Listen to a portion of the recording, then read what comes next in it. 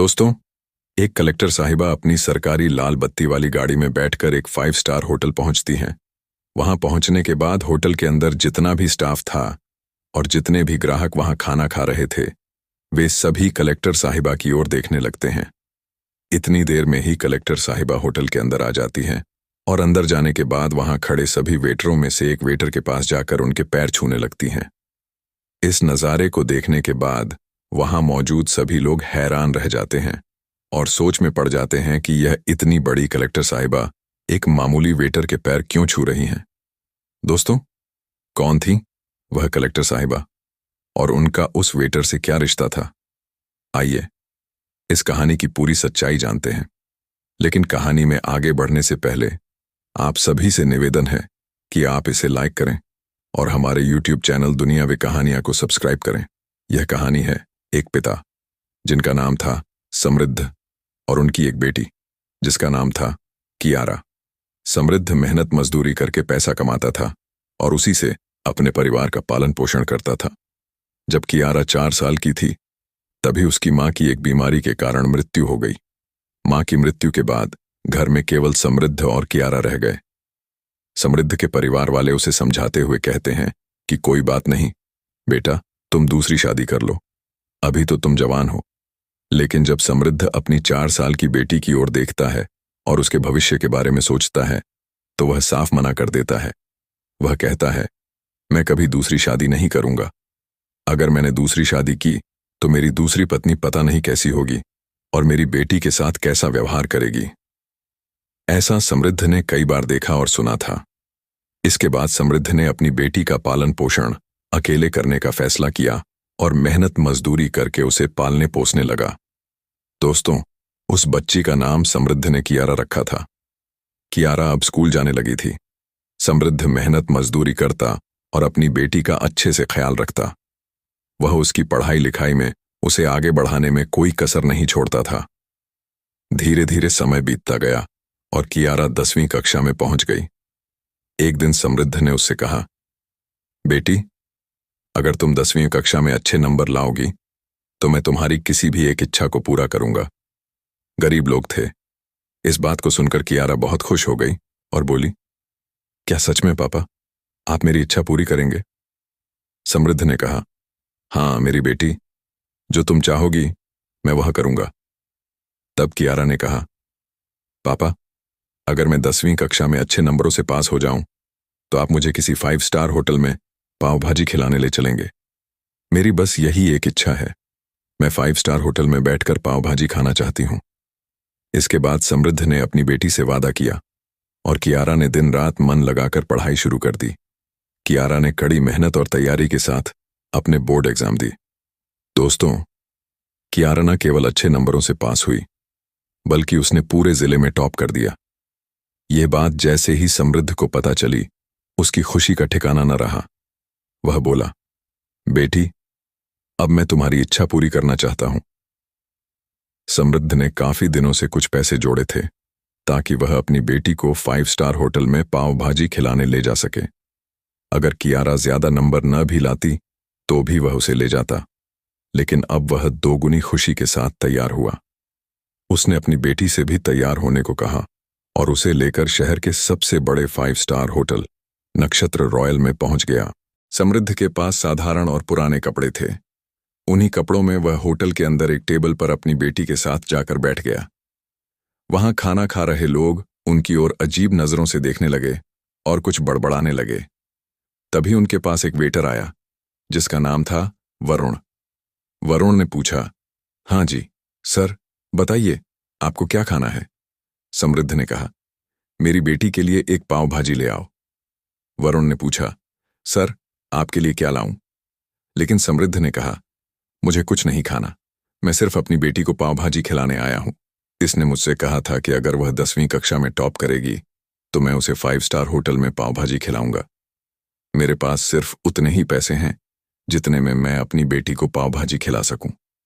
उससे ज्यादा मेरे पास पैसे नहीं हैं। आप बस मेरी बेटी के लिए पाव भाजी ले आइए।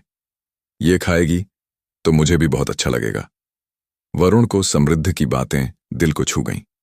वह वहां से होटल के मालिक श्रीमान ध्रुव के पास गया और सारी बात बताई। उसने कहा, मालिक, सामने जो टेबल पर वह गरीब आदमी अपनी बेटी के साथ बैठा है, उसकी बेटी ने 10वीं कक्षा में जिले में टॉप किया है।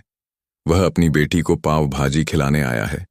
मैं चाहता हूं कि वह भी अपनी बेटी के साथ खाना खाए। मैं उनके लिए कुछ करना चाहता हूं। मैं अपनी तरफ से उन्हें खाना खिलाना चाहता हूं, लेकिन मेरे पास अभी पैसे नहीं हैं। मेरी सैलरी से उनके खाने के पैसे काट लीजिए। ये सुनकर ध्रुव ने कहा, अरे वरुण, सारी भलाई तुम ही ले जाओगे, जरा हमें भी तो मौका दो। ये सुनकर वरुण थोड़ा हैरान हुआ, लेकिन ध्रुव ने कहा, वरुण, ऐसा नहीं है। अगर इस बच्ची ने जिले में टॉप किया है तो यह हमारे लिए भी गर्व की बात है। यह हमारे जिले, हमारे शहर की लड़की है। हम आज इस खुशी को अच्छे से सेलिब्रेट करेंगे और यहां मौजूद सभी लोगों को फ्री में खाना खिलाएंगे। ध्रुव ने एक टेबल को अच्छी तरह सजवाया और एक वेटर को केक लाने भेजा। थोड़ी देर में केक आ गया और उसे टेबल पर रखकर खूबसूरती से सजाया गया। ध्रुव स्वयं समृद्ध और कियारा के पास गए और उन्हें सम्मान के साथ उस टेबल पर ले आए जहां केक रखा था। होटल में घोषणा की गई, यह हमारे शहर की लड़की है जिसने 10वीं कक्षा में पूरे जिले में टॉप किया है। इस खुशी में आज यहां खाना खा रहे सभी लोगों का खाना होटल मालिक की ओर से फ्री है। फिर कियारा से केक कटवाया गया और उन्हें स्वादिष्ट खाना खिलाया गया। यह सब देखकर समृद्ध हैरान और परेशान हो गया। वह सोचने लगा कि कहीं होटल मालिक बाद में पैसे न मांग ले, क्योंकि उसके पास सिर्फ पाव भाजी के पैसे थे। वह वरुण से बोला, भाई, मेरे पास इतने पैसे नहीं हैं, मैं कुछ नहीं खाऊंगा। लेकिन वरुण ने उसे बताया कि होटल मालिक को उसने सारी बात बताई थी और उन्होंने ही यह सब व्यवस्थित किया है। उन्होंने कहा कि अगर हमारे शहर की लड़की ने जिला टॉप किया है तो उनकी ओर से यह पार्टी तो बनती है। इसके बाद ध्रुव भी वहां आए और समृद्ध को पूरी बात समझाई। यह सुनकर समृद्ध की आंखों में आंसू आ गए और वह ध्रुव के सामने हाथ जोड़कर फूट फूट कर रोने लगा। दोस्तों, समृद्ध ने कभी नहीं सोचा था कि उसकी बेटी के लिए एक 5 स्टार होटल का मालिक इतना कुछ करेगा। वह तो बहुत गरीब लोग थे। अक्सर सुना जाता है कि अमीर लोगों में दया भावना नहीं होती। यही बात समृद्ध सोचता था, लेकिन आज उसकी यह सोच गलत साबित हो गई। समृद्ध ने अपनी बेटी के साथ वहां खाना खाया। ध्रुव ने उन्हें ढेर सारी मिठाइयां दी और कहा, बिटिया ने टॉप किया है, इन मिठाइयों को अपने मोहल्ले में बांट देना ताकि सभी को पता चले कि तुम्हारी बेटी ने कितना बड़ा काम किया है। ये सब देखकर कियारा के मन पर गहरा प्रभाव पड़ा। वह सोचने लगी कि उसने थोड़ी सी मेहनत की और जिला टॉप करने के बाद सभी लोग उसका सम्मान कर रहे हैं। वह ध्रुव और वरुण की ओर देखकर भावुक हो गई, लेकिन जैसे तैसे खुद को संभाला और अपने पिता के साथ घर लौट आई। घर पहुंचकर उसने पूरे मोहल्ले में मिठाइयां बांटी। सभी लोग कियारा और समृद्ध की तारीफ करने लगे। कियारा ने मन में ठान लिया कि यह सब उसकी पढ़ाई की बदौलत हुआ है। वह और मेहनत से पढ़ाई करेगी और एक बड़ा मुकाम हासिल करेगी। ध्रुव और वरुण की छवि उसके मन में बसी रही। धीरे धीरे समय बीतता गया और कियारा ने अपनी पढ़ाई में और मेहनत की। वह पढ़ने लिखने में बहुत होशियार थी और उसकी मेहनत रंग लाई। एक दिन वह जिला कलेक्टर बन गई। कलेक्टर बनते ही उसने अपने पिता को फोन किया और कहा, पापा, आपकी बेटी जिला कलेक्टर बन गई है। यह सुनकर समृद्ध खुशी से झूम उठे, जैसे वह तब झूमे थे जब कियारा ने 10वीं में जिला टॉप किया था। फिर समृद्ध ने कहा, बेटी, यह तो बहुत अच्छी बात है। अब तुम बताओ, तुम्हें क्या चाहिए?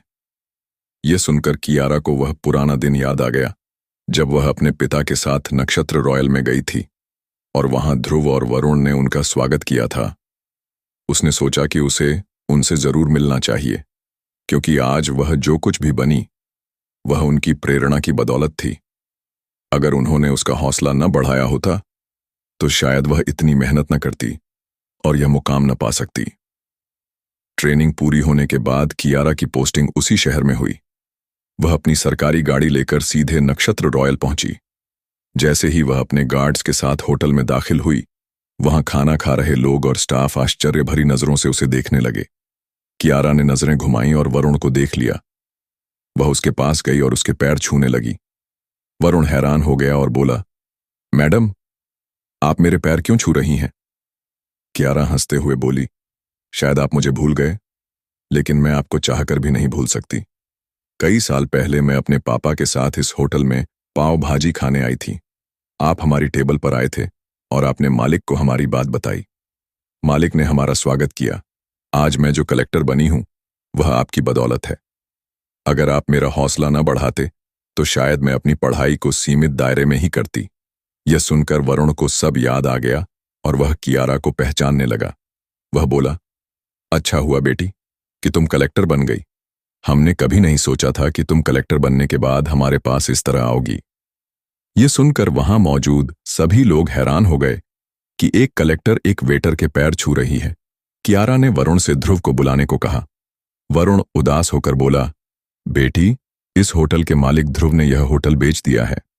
कियारा ने पूछा, ऐसा क्या हुआ कि उन्हें होटल बेचना पड़ा? वरुण ने बताया कि ध्रुव की पत्नी को गंभीर बीमारी हो गई थी। उन्होंने उसका इलाज कराने के लिए पहले अपना घर, फिर सारी जमीन जायदाद बेच दी, लेकिन पत्नी को बचा न सके।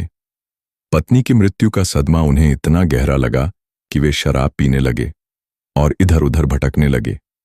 उनका कोई परिवार नहीं था, न ही कोई संतान। एक दिन वरुण को वे सड़क पर मिले और उसने उन्हें अपने घर ले जाकर उनकी देखभाल शुरू कर दी। यह सुनकर कियारा को बहुत दुख हुआ और उसकी आंखों से आंसू छलकने लगे। उसने वरुण को अपनी गाड़ी में बिठाया और उनके घर जाने के लिए निकल गई। वहां पहुंचकर जैसे ही उसने ध्रुव को देखा, वह फूट फूट कर रोने लगी और उनके पैर छूने लगी।